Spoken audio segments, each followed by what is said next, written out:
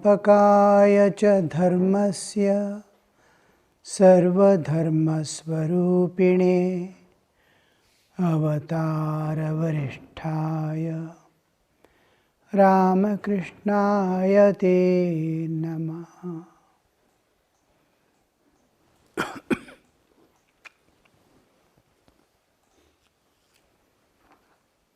So the author M of the Gospel, how his ego was deleted.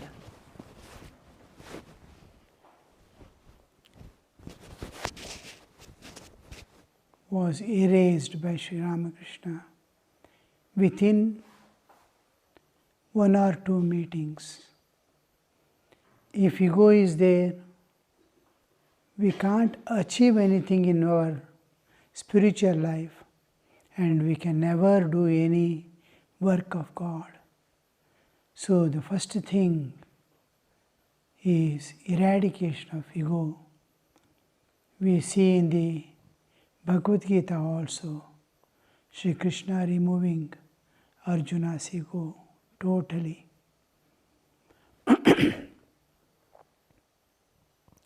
This was M's first argument with the Master, and happily his last. Master, you are talking of worshipping the clay image. Even if the image is made of clay, there is need for that sort of worship. God Himself has provided different forms of worship. He who is the Lord of the universe has arranged all these forms to suit different men in different stages of knowledge. So we are all at different stages of evolution. We evolve from the animalhood to the divinehood. And this transformation that we constantly undergo will be in the process of evolution. The whole thing changes. Our attitude towards the world, our attitudes towards ourselves, and attitude towards God. These things will be constantly changing. What is my understanding of myself is different from what is my understanding of myself after a few years. I begin with myself as this body and end with myself as the spirit. As we evolve, we move towards oneness. Ultimately, there will be no 3, Jiva, Jagat and Ishvara. The differentiation will go away, and we see there is one reality which was manifesting as Jiva, Jagat and Ishvara. A homogeneous existence. So as we spiritually evolve, the meaning of the Gospel, meaning of Bhagavad Gita, meaning of scriptures, meaning of Upanishads also constantly change. What we understand by Gospel words is not the same thing what we understand after a few years of spiritual struggle. If we don't do the spiritual struggle, we'll have the same meaning reading the scriptures. But as we evolve, our meaning of what we read changes. And accordingly, at different stage of our evolution, like school, we will have different classes. We are progressive knowledge attainment. There is a proper stages by which we go in schools and colleges. So as we enhance our knowledge, the way in which we are taught, the way in which I understand, suppose science, what is my understanding of science as a small schoolboy is different from what I am emerging out as an engineer. So it goes on changing. According to my exams, the way in which the lecturers deal with us, everything changes. The mother cooks different dishes to suit the stomach of her different children. Suppose she has 5 children. If there is a fish to cook, she prepares various dishes from it, pilau, pickled fish, fried fish, and so on, to suit their different tastes and powers of digestion. We have power of digestion. Somebody's stomach is weak, somebody's stomach is strong. Similarly, needs, tastes, each according to the taste and needs, it goes on changing from person to person. So God has made, just like in school education, the education department has done different stages. Everybody need not go to primary school every day. As he evolves, somebody will go to high school, somebody will go to college, somebody pre-university, according to their stage of evolution. Like that, same thing happens in spiritual life also. Here the institution will decide where you are, which class you can go, and there God decides. Do you understand me? M. Humbly. Yes, sir. How, sir, may we fix our minds on God? Here comes the internal transformation.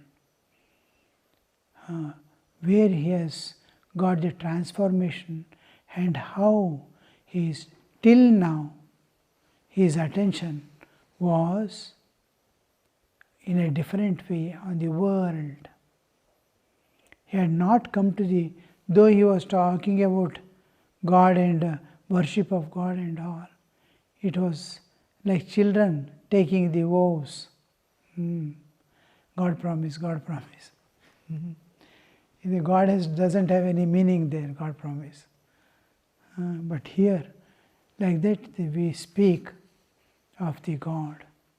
Now he wants to know from the normal life, as the nature keeps, with all our drives and urges within.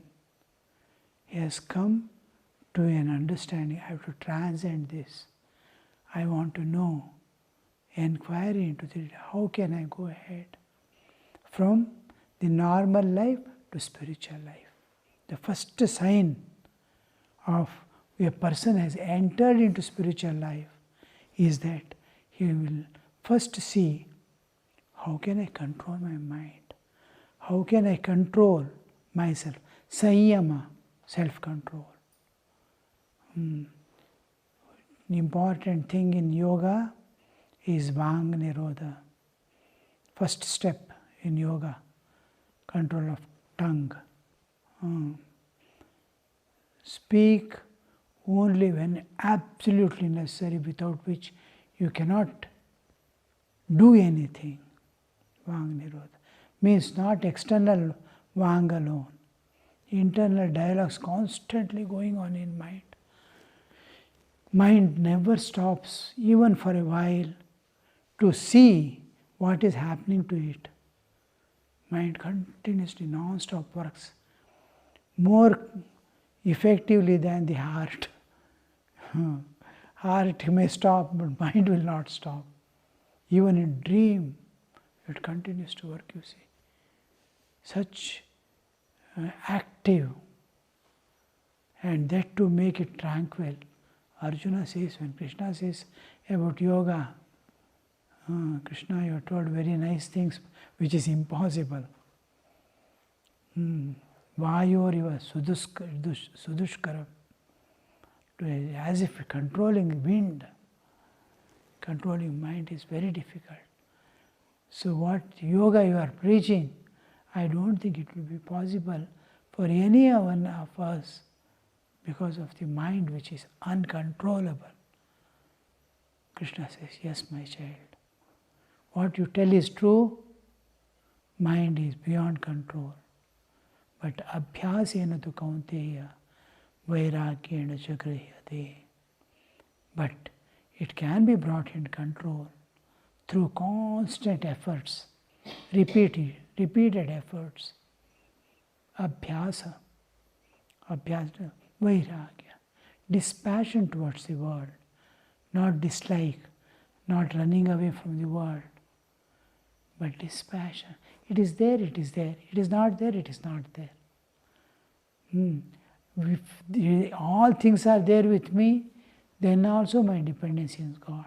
If nothing is there, then also my dependency is on God. Immaterial of what I possess, what I know, what I should have, and what helps I can get. It is not dependent on it. It is dependent on God entirely. So the first sign of Sanyama is self-control. Sanyama is control of mind. Shamadama, Titiksha, Uparati. Various aspects of Advaita, Nitya Nitya Vastu Viveka, Ihamutra Phalabhoga Viraga, Shamadamadi Shat Sampatta, and Mumukshutva. So these four, Shamadama, Titiksha, Uparati, Shraddha, Samadhana. That Shama, control of mind. In this also, yoga also, Yama Niyama.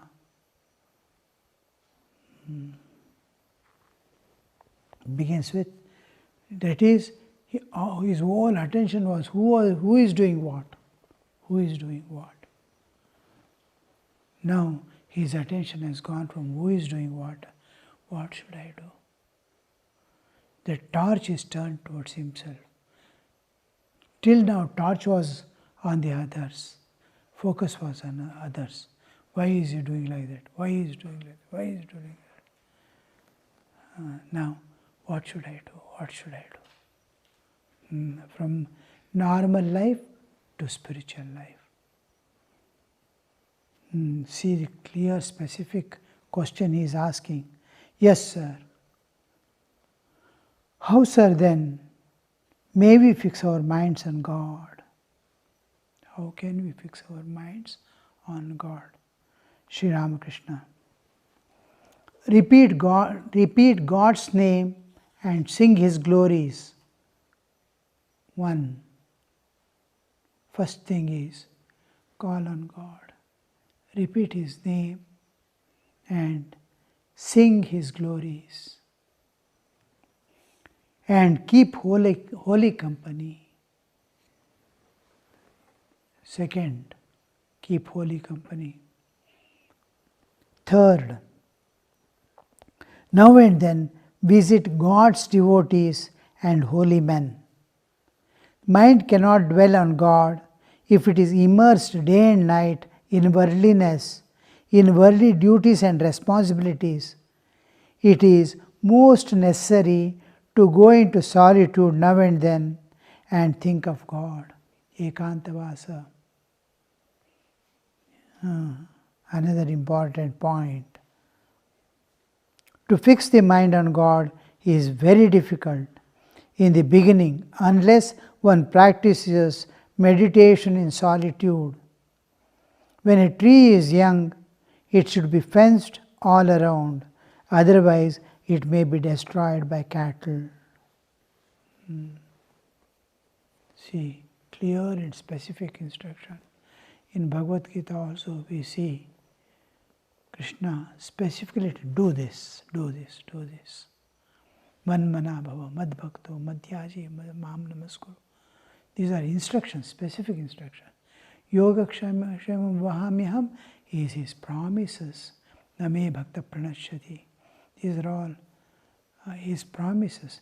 Then all else is narration, explanation.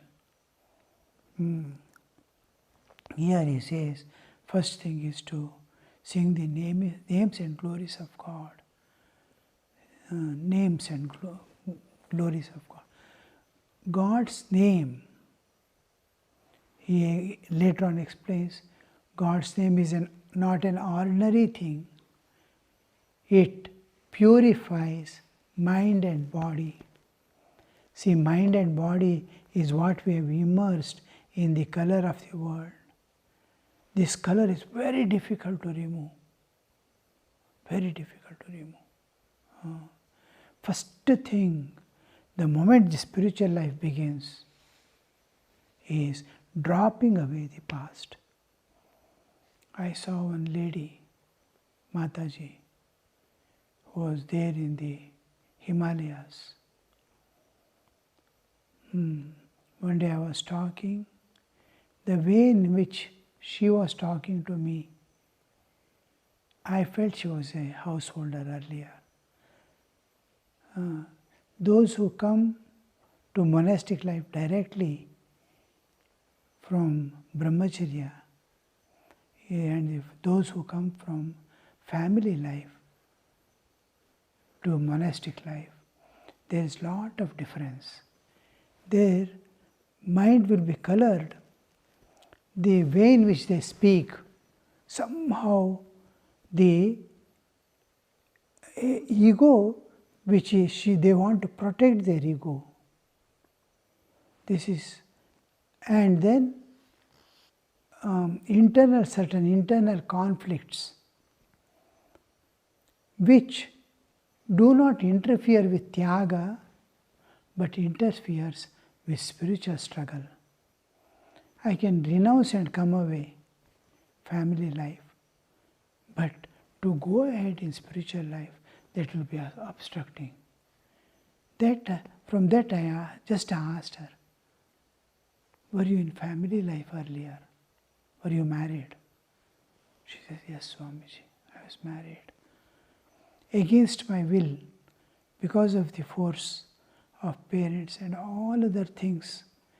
And I went on requesting my husband from the early days of my marriage to relieve me one day, that I want to go have monastic life and dedicate my whole life for God.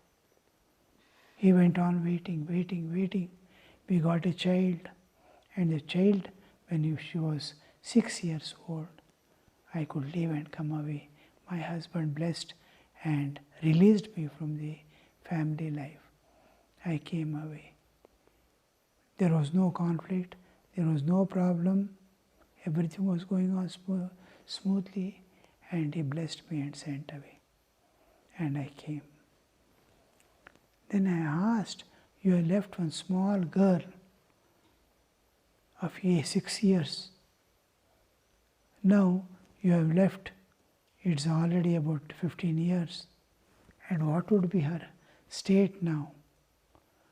Do you think father has to go to the office? Alone she'll be there in the house. She'll be growing from 6 years. Now she will be 20s. Are you not worried about it? She said, that person who got married, who got a child, is dead and gone, Swamiji. Just because you asked, I told. It is not there in my awareness.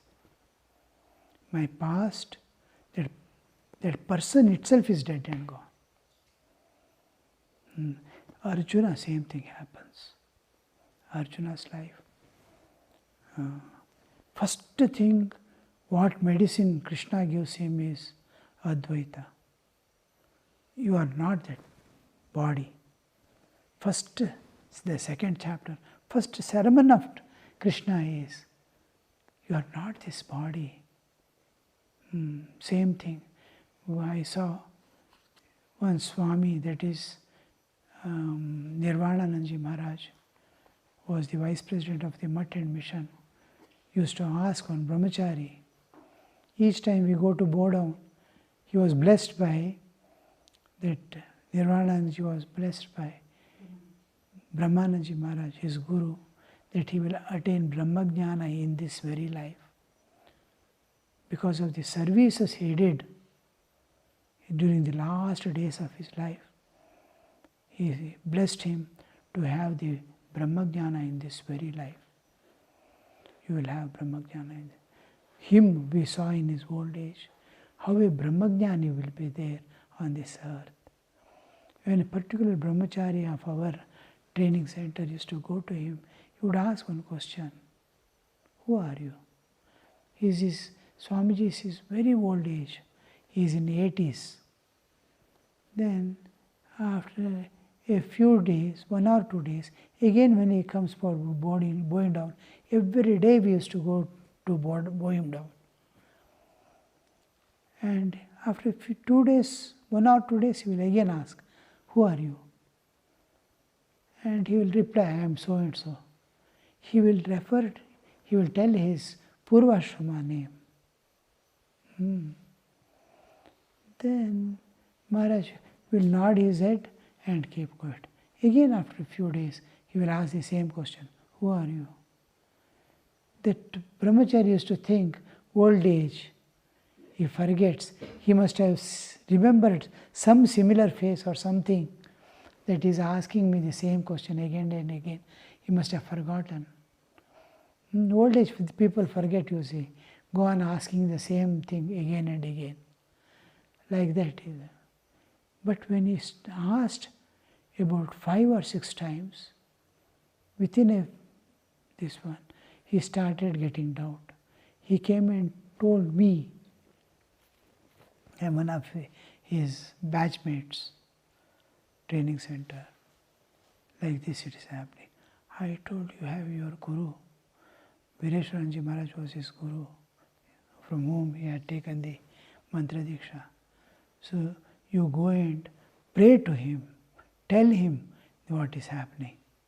First thing, go to the shrine, take permission of the Pujari Maharaj, enter the shrine inside, bow down to Thakur there inside the shrine. Stand there or sit there for 1 minute or 2 minutes. Pray and go to your guru and report.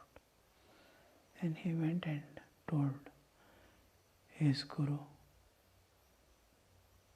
that like this. He said, "You'll get the answer also for this." The one who has asked question, he will give you the answer also. I need not answer this question. From there, he went again to Maharaj to bow down, Nirvanaji Maharaj. That day he asked again the same question, "Who are you?" Then the brahmachari gave the same reply, his past old name with which he had come to the ashrama. And all were calling, just like they used to call me Vijay Maharaj. Then he asked, "Who are you?" And then, "I have been asking you again and again the same question. You are telling referring yourself to that old personality at. Can you not say, I am the brahmachari of training center, I am brahmachari of the Belur Math? Why are you referring to that old, your name from where you are left and come away?" This is an important instruction in our life, to drop spiritual life. This is what is the transformation he has undergone, he has dropped his past. M's transformation, he is asking this question, "Yes sir, how may we fix our minds on God?" This is an internal transformation has taken place. What is that internal transformation? The old identity has dropped away. New identity has come. Identity. And this identity will also change again. This is the identity of sadhakatva. This matures and ultimately, eventually, he will get back his lost identity as Atman, as child of God. That identity, he has to go to the identity. So his first transformation is dropping the past identity. So this is how clear and specific you see how the transformation is taking place. This is the sign of dropping of ego. He says, "My ego is crushed now." This was the first and the last argument. How clearly he is telling, with what authority is he telling? The authority is he is not remembering his past identity. He has dropped new identity. I am the disciple of so and so. I am son of so and so. I am husband of so and so, has gone away. I am a new identity because his life has given lot of problems and suffering. Now he is emerging out with all that, with new identity of master and disciple. The chapter is master and disciple.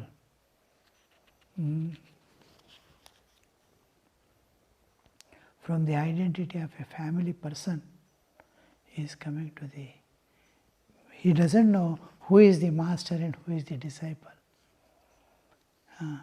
Master is avatar varishta. He has not understood the master's identity. He has got the disciple's identity, which is going to change with the, oh, I am Parshada. I am eternal child of the eternal master. That identity has to get.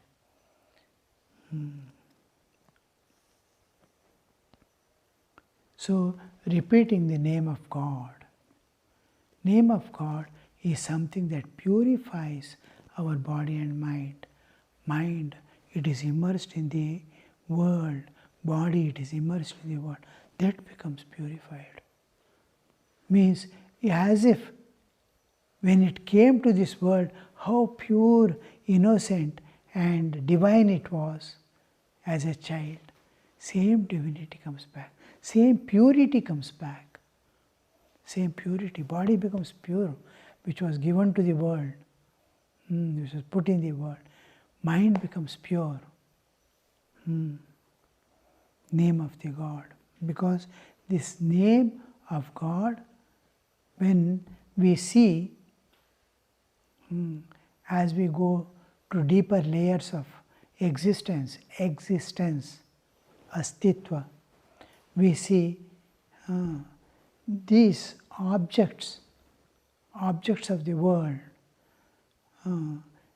beginning with Akasha, Akashad Vayu, Vayu Agni, Agni Rapa, Advya Prithivi, all this, then the various patterns and various species of life, and all this coming into this universe is manifestation of the Absolute. Nama always goes with Rupa. Nama, Rupa go together. So, anything that can be conceived in mind has taken already a form. It need not have physical form. God came in the form of air, suppose I say. Air doesn't have a form at all.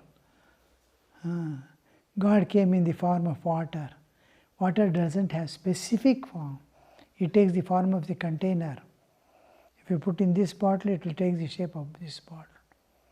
So form means not the form.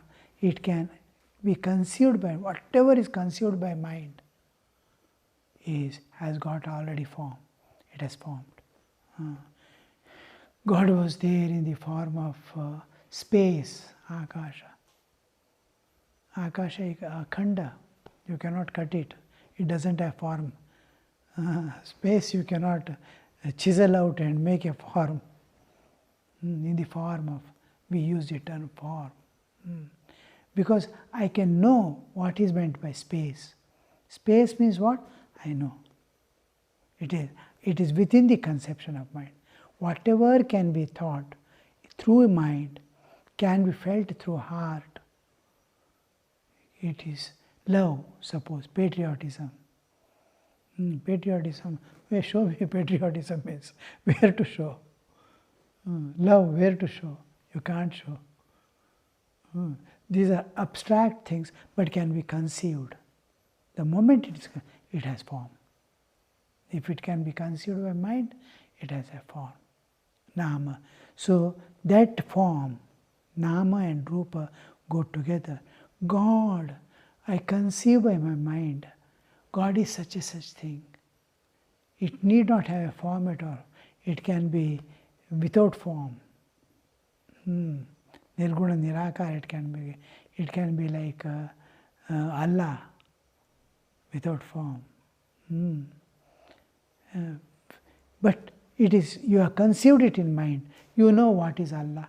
You know what is God without form. Nirguna Nirakara. You know what is Atman. Your own understanding. The moment you understand, it has got form. Formless, Nirguna Nirakara, to know what it is, you have to go beyond mind. Beyond mind. You have to cross the limitations of mind. So, here Nama and Rupa come together in creation. Srishti, that form, what it is, within the creation, it has come into the creation. Now God's name is within the creation, Srishti, it is governed by time and space, limited by time and space. So this name represents the God. Nama represents the God. You slowly start conceiving what is God. With slowly Nama Japa, going on doing Nama Japa, makes the form manifest slowly. One day you start seeing form. Nama and Rupa go together. Nama Japa makes the form to manifest, Rupa to manifest, Prakat. It will become Prakata. That's why he is singing the names and glories of God. We'll see tomorrow, continue. Om Shanti Shanti Shanti Harihi Om Tat Sat Shri Ramakrishna